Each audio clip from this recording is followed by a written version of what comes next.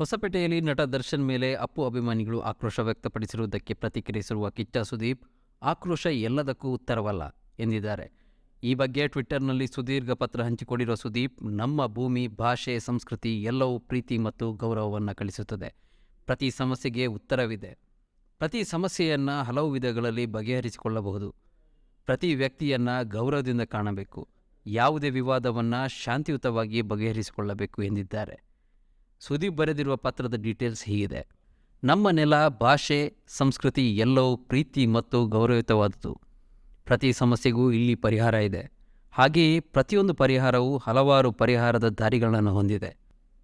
ಪ್ರತಿಯೊಬ್ಬ ವ್ಯಕ್ತಿಯು ಘನತೆಯಿಂದ ವರ್ತಿಸಲು ಅರ್ಹನಾಗಿದ್ದಾನೆ ಮತ್ತು ಸಮಸ್ಯೆಯನ್ನು ಆಹ್ಲಾದಕರ, ಶಾಂತ ರೀತಿಯಲ್ಲಿ ಪರಿಹರಿಸಬಹುದು. ಆ ವಿಡಿಯೋವನ್ನು ನೋಡಿ ನಾನು ತುಂಬ ವಿಚಲಿತನಾದೆ.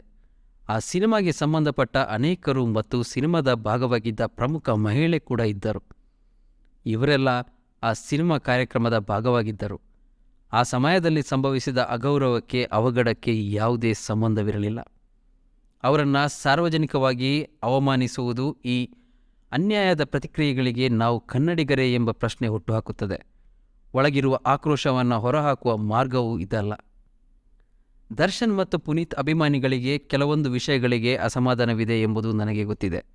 ಆದರೆ ಪುನೀತ್ರವರು ಕೂಡ ಈ ರೀತಿಯ ಘಟನೆಗಳನ್ನು ಒಪ್ಪುತ್ತಿರಲಿಲ್ಲ ಮತ್ತು ಸಹಕರಿಸುತ್ತಿರಲಿಲ್ಲ. ಏಕೆಂದರೆ ಅವರು ಎಲ್ಲರನ್ನ ಗೌರವಿಸುತ್ತಿದ್ದರು. ಯಾವನೋ ಒಬ್ಬ ಗುಂಪಲ್ಲಿ ಮಾಡುವ ಕ್ಷುಲ್ಲಕ ಕೆಲಸ ಇಡೀ ವ್ಯವಸ್ಥೆಯನ್ನು ದೂಷಣೆ ಮಾಡುವುದು ಬೇಡ. ಇಡೀ ವ್ಯವಸ್ಥೆ ಪ್ರೀತಿ, ಘನತೆ, ಗೌರವದಿಂದ ತುಂಬಿದೆ ಎಂಬುದು ಪುನೀತ್ ಅಭಿಮಾನಿಗಳಿಗೆ ಗೊತ್ತಿರಬೇಕು.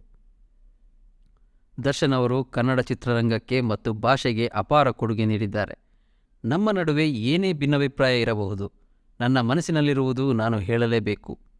ನಿಜಕ್ಕೂ ಈ ಘಟನೆ ನನ್ನನ್ನು ವಿಚಲಿತನನ್ನಾಗಿ ಮಾಡಿದೆ. ಕನ್ನಡ ಚಿತ್ರರಂಗ ಮತ್ತು ಜನ ಕನ್ನಡ ಹಾಗೂ ಕರ್ನಾಟಕಕ್ಕೆ ಹಾಗೂ ಎಲ್ಲರಿಗೂ ಗೌರವ ತಂದುಕೊಡುವ ಕೆಲಸ ಮಾಡಿದೆ.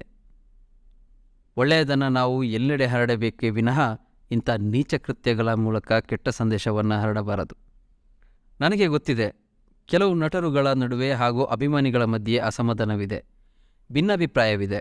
ನಾನು ದರ್ಶನ್ ಮತ್ತು ಪುನೀತ್ ಇಬ್ಬರನ್ನ ಹತ್ತಿರದಿಂದ ಬಲ್ಲವನಾಗಿದ್ದೇನೆ. ಇಬ್ಬರ ಜೀವನವನ್ನು ನೋಡಿದ್ದೇನೆ. ಆ ಸಲುಗೆಯಿಂದ ನನ್ನ ಮನದ ಮಾತನ್ನು ಹೇಳುತ್ತಿದ್ದೇನೆ.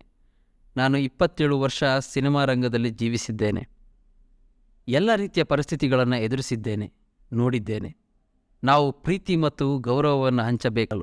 ಇದೇ ನಮಗೆ ಪ್ರತಿಯಾಗಿ ಸಿಗುವುದು ಕೂಡ. ಇದೊಂದೇ ದಾರಿ ಪ್ರತಿಯೊಂದು ಸಂದರ್ಭ ಮತ್ತು ಎಲ್ಲರನ್ನ ಗೆಲ್ಲಲು. ನಿಮ್ಮ ಕಿಚ್ಚ.